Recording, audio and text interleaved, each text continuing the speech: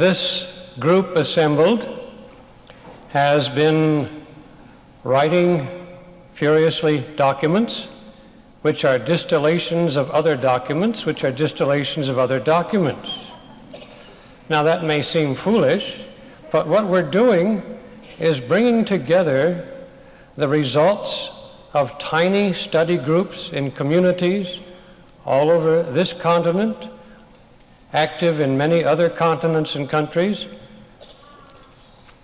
and gradually these findings have been brought together in many community meetings, some regional congresses, and now finally a Planetary Congress, where we're trying to bring together, meld, and find a consensus mandate for the kind of world we would choose and how to get the wreckage of the old one out of the way.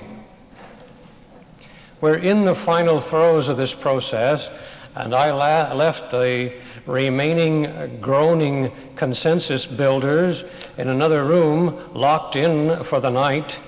I understand, with strong coffee and one small bottle of scotch.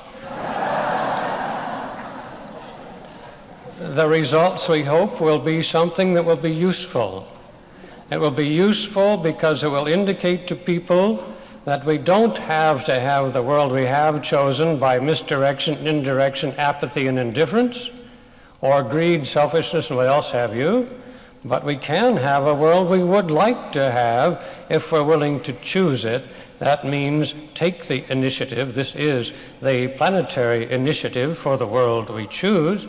If we'll take the initiative and take individual responsibility where we are.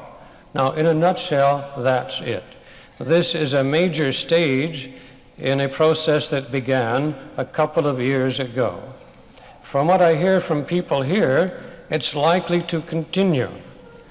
And I think it has the possibility of carrying on, augmented, a really substantial grassroots self-education program.